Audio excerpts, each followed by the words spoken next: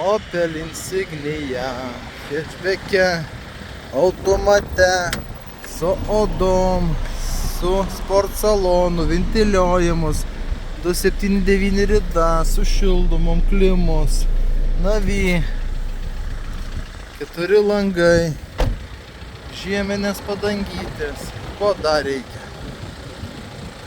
Švari mašinytė, 2011 metų.